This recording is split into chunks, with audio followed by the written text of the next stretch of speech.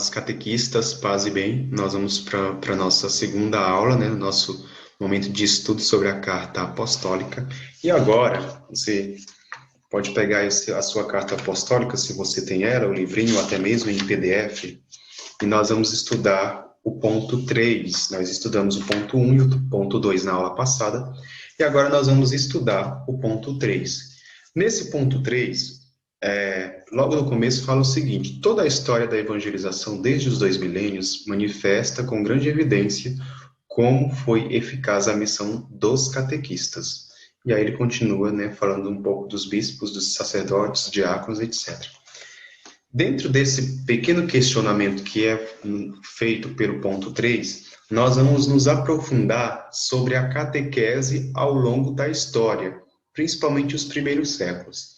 Aqui, né, nessa segunda aula, nesse segundo estudos, o nosso foco é conhecer a catequese dos primeiros séculos. Embora no documento fale sobre a história da evangelização em apenas 2 linhas, nós vamos nos aprofundar também nessa dimensão da catequese dos primeiros séculos. Então, vamos lá. Catequese e catecismo. A palavra oral é o veículo privilegiado da catequese, uma vez que o ato catequético é primariamente um ato de comunicação de viva voz, um ato de testemunho pessoal. Aqui, nesse primeiro ponto, nós temos 2 palavras-chave, né? A primeira delas, nós vamos inverter a ordem aqui. A primeira delas é o testemunho pessoal, e a segunda delas é a comunicação viva voz. Então, testemunho e comunicação.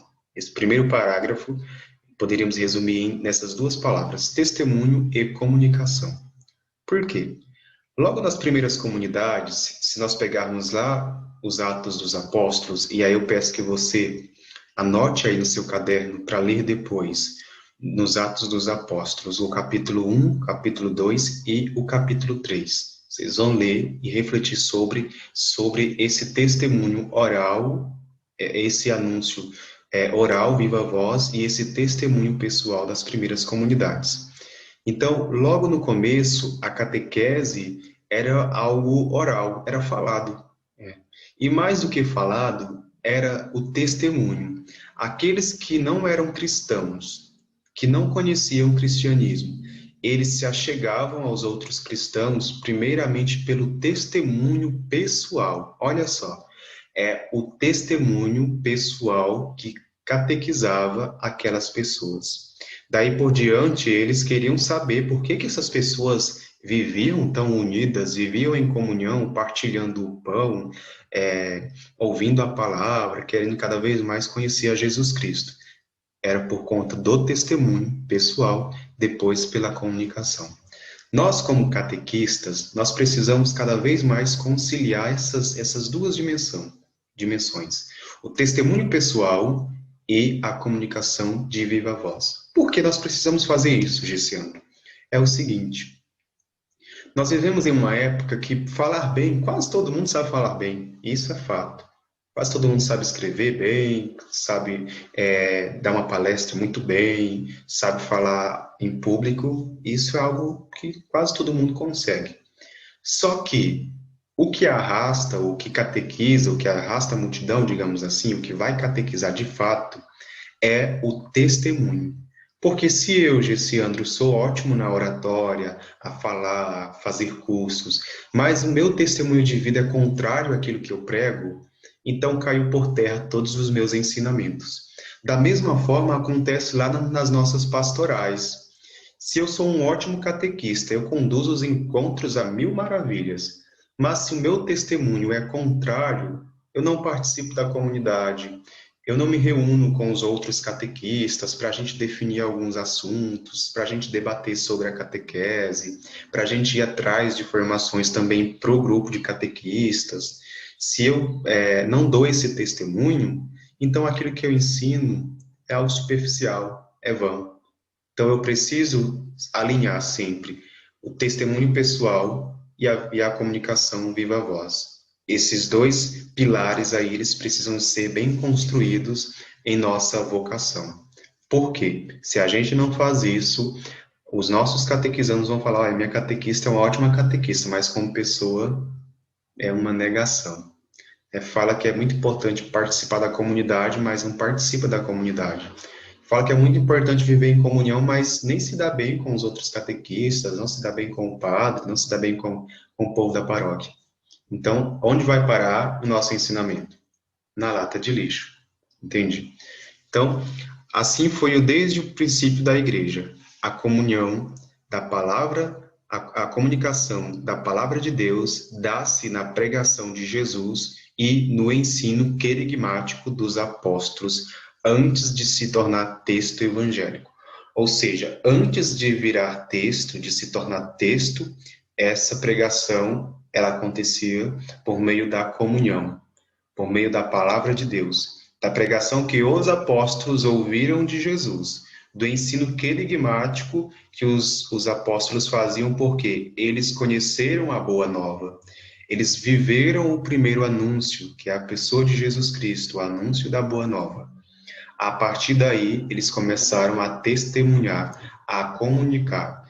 Mas aí nós vamos ver que existem dois momentos na vida dos apóstolos. Um momento antes da conversão, eram pessoas totalmente incrédulas, e um momento depois da conversão. Um momento de fato, terem um encontro pessoal com o Senhor e terem, de fato, aberto o coração para a ação do Espírito Santo.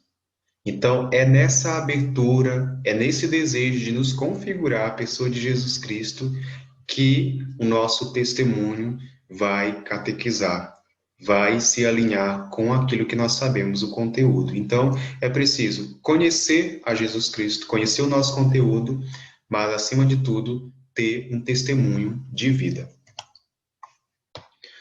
Os textos evangélicos. Além dos textos escriturísticos, temos os textos catequéticos, os textos utilizados na catequese. Eles têm uma finalidade própria e a sua importância específica na catequese, as quais não são anuladas pela prioridade e anterioridade da palavra dita, proclamada. Então, assim, os textos evangélicos, nós temos eles, mas também nós temos outros textos que não fazem parte dos textos evangélicos. Por exemplo, nós temos alguns textos que falam da catequese dos primeiros séculos, que também são textos que nos ajudam a entender a nossa fé. Aqui eu tenho o catequese mistagógicas, são textos que não estão nos evangelhos, mas são testemunhos das primeiras comunidades e ensinamentos. Aqui eu tenho a instrução dos catecúmenos, não está no evangelho, mas são textos que vieram depois, que também são catequeses dos primeiros séculos.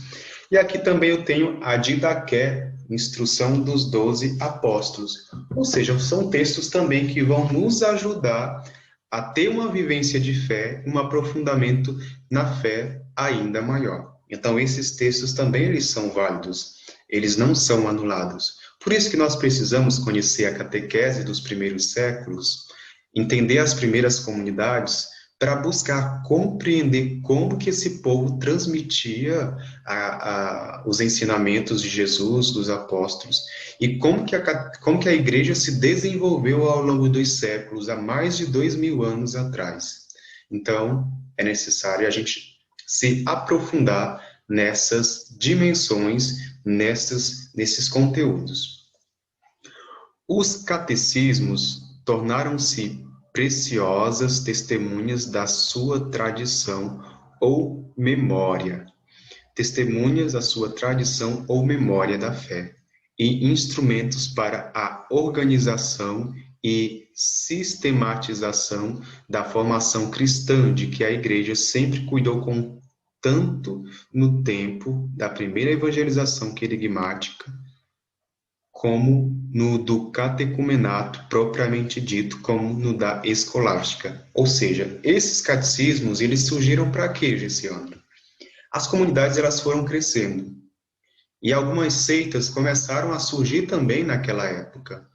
Existia aí uma preocupação muito grande de saber o seguinte, está surgindo novas seitas, né?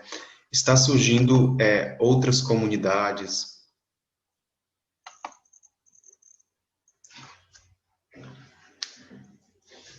está surgindo novas seitas, está surgindo outras comunidades, e aí existe uma preocupação muito grande da doutrina, dos ensinamentos dos apóstolos se perderem na caminhada. Então, os catecismos eles surgiram como uma forma de preservar, né, de fazer em memória da fé. Eles surgiram com essa finalidade. E aí nós vamos ver o surgimento aí do catecumenato, né, de outras formas de catequese, a catequese querigmática. Então, todas essas formas aí eram formas estruturadas para sempre buscar manter viva a memória da fé.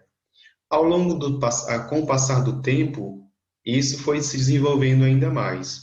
Então, nos primeiros séculos, a evangelização ela acontecia, né, por meio do anúncio querigmático. Depois, com o passar do tempo, século II, século III, surgiu a necessidade de desenvolver o catecumenato, né, para poder, de fato, ter um itinerário catequético de iniciação à vida cristã dos catecúmenos. Com o passar do tempo, né, foi surgindo também a escolástica com a mesma finalidade, que é manter a memória da fé sempre viva, né, sem perder a sua essência. Então, foram assim que foram surgindo e foram assim as finalidades dos catecismos. Evangelização ainda, né, da catequese na igreja primitiva. Cristo ensina ou comunica o mistério vivo de Deus, que está em si próprio, isto é, naquilo que nele é uma só realidade. Então, aquilo que Cristo comunica, o mistério vivo de Deus, está em si próprio. Então, existe uma mesma realidade, aquilo que Jesus prega, aquilo que Cristo prega, e aquilo que ele faz, né? As suas palavras e as suas ações, elas possuem uma só realidade. Continuando.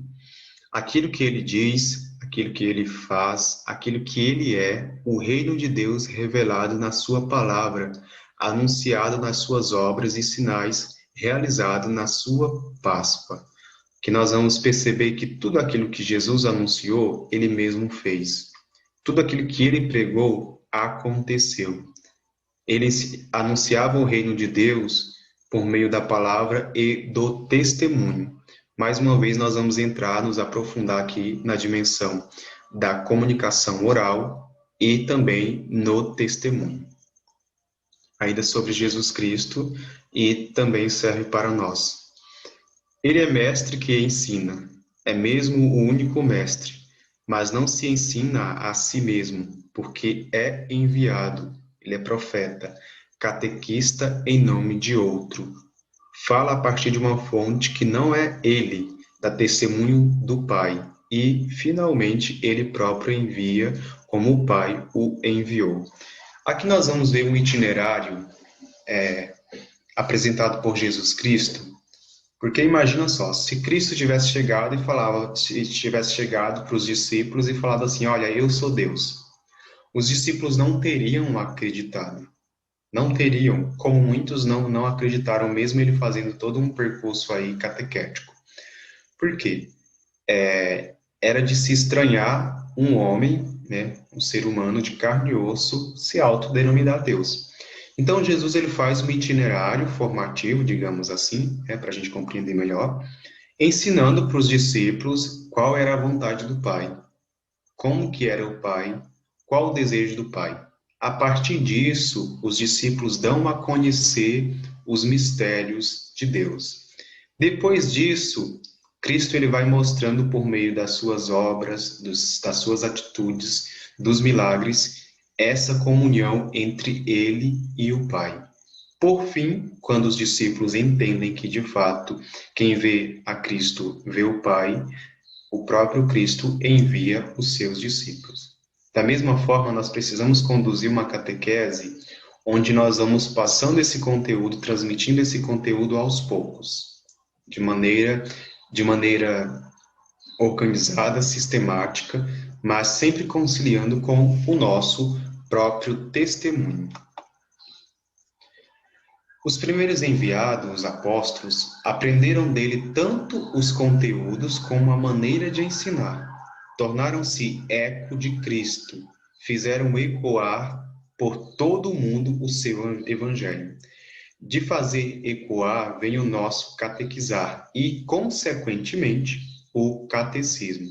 Olha só, Jesus ele ensinava aos seus discípulos, aos apóstolos, como eles deveriam ser, como eles deveriam agir, qual era a vontade do Pai, qual era a missão e a vocação de cada um deles. Porém, mais do que ensinar, o próprio Cristo dava o exemplo. Aqui nós temos essa imagem do lava-pés, que é algo muito bonito, a questão do serviço, né? A questão também de não se reconhecer como o maior e o melhor que todos, mas se reconhecer como alguém que está a serviço. O nosso ecoar, o nosso fazer ecoar, o nosso catequizar, ele vai acontecer quando a gente faz essa mesma conciliação, essa mesma junção entre ensinar, entre dar o exemplo. Então, são dois momentos que nós precisamos trabalhar sempre no nosso agir catequético. E aí nós vamos estar, de fato, catequizando as pessoas. A referência mais imediata dos apóstolos era, sem dúvida, Jesus, na sua pessoa e comportamento, nos conteúdos da sua pregação e na sua prática evangelizadora. Todas as vezes que os discípulos iriam anunciar o evangelho, eles sempre anunciavam a partir da sua referência, que é quem é Jesus Cristo. Todas as vezes que os discípulos precisavam dar alguma resposta, eles buscavam resgatar e fazer memória aquilo que Jesus ensinou. Da mesma forma, nós precisamos, no nosso ato catequético, diante das adversidades, das contrariedades, fazer aquela pergunta-chave. Se fosse Jesus nessa situação, o que ele faria? Né? Diante dessas dificuldades, dessas injustiças, desses burburinhos, desses falatórios, qual seria a resposta de Jesus? É um ponto que nós precisamos sempre exercitar, sempre trabalhar. Nunca perder de vista a nossa referência, que é Jesus Cristo. Por que você fala isso, Giciandro? Sabe por quê? Se a gente tem como referência o nosso pároco, ele é tão humano quanto nós, e tão falho quanto nós, sujeito a errar, né? Se eu tenho como referência uma pessoa, eu acabo me frustrando, me decepcionando.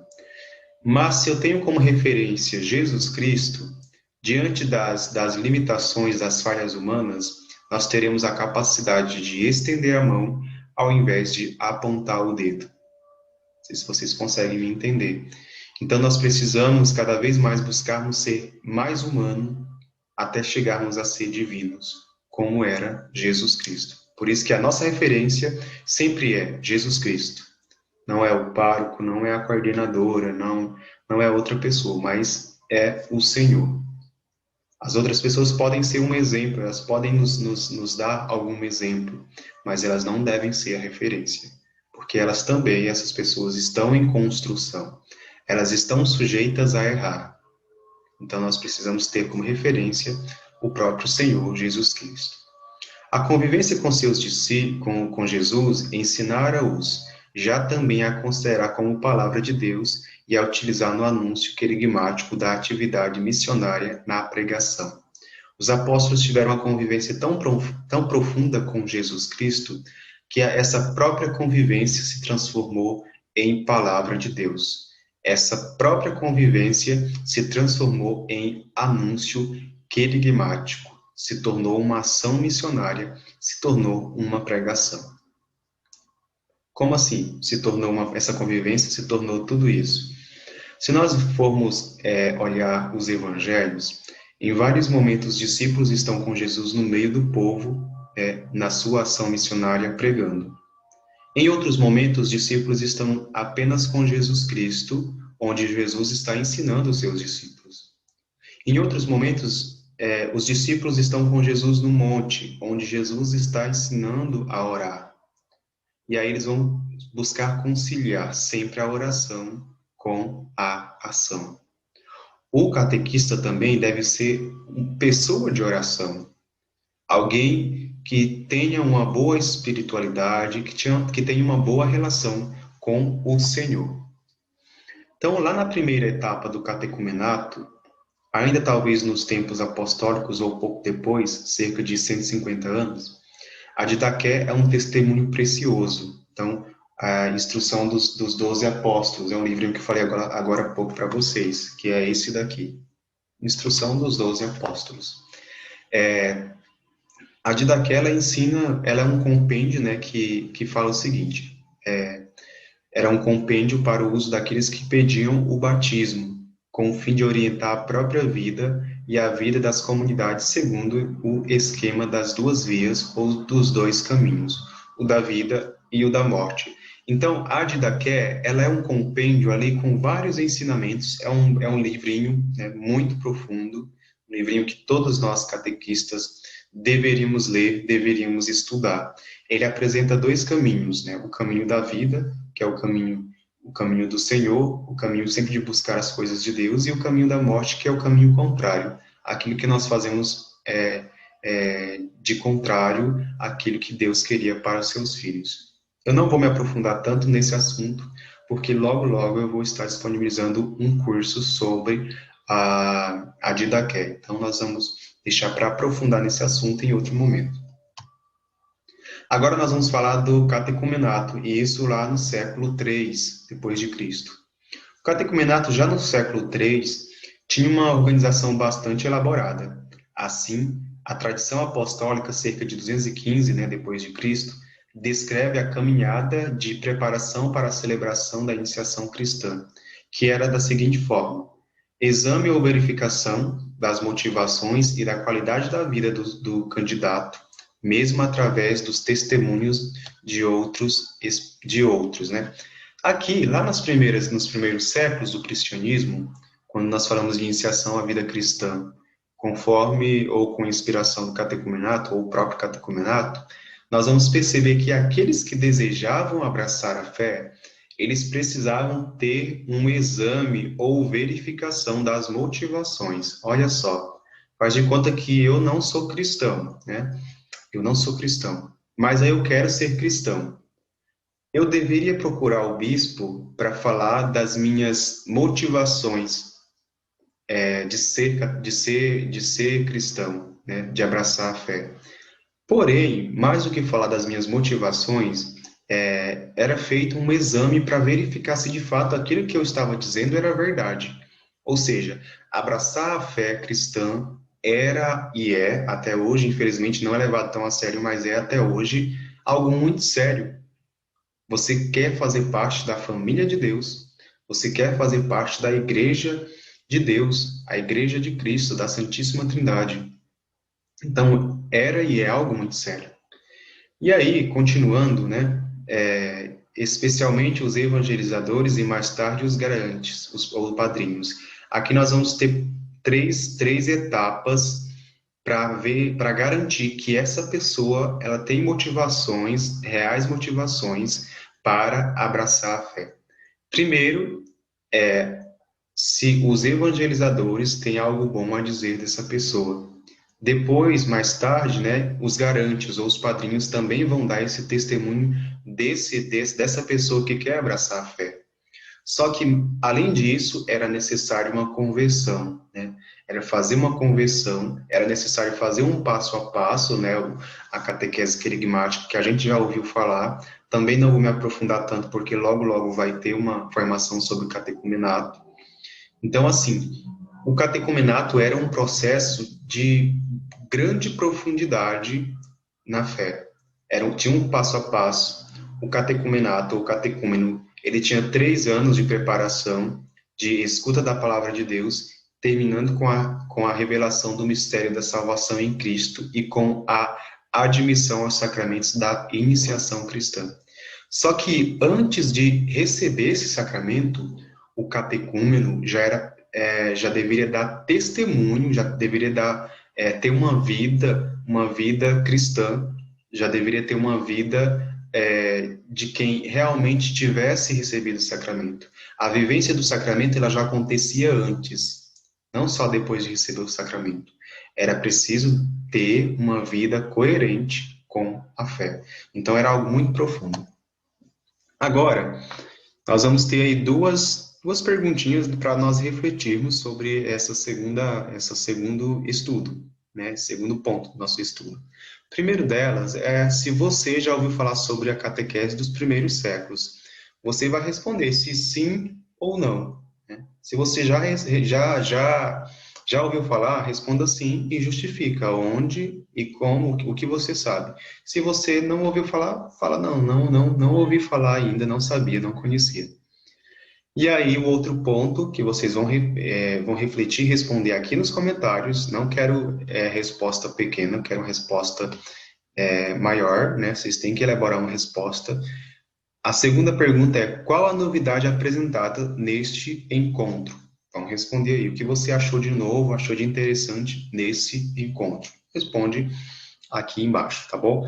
Então, boa atividade, bom exercício. A gente se vê na nossa próxima aula de estudo sobre a Carta Apostólica. Deus abençoe, paz e bem e até mais.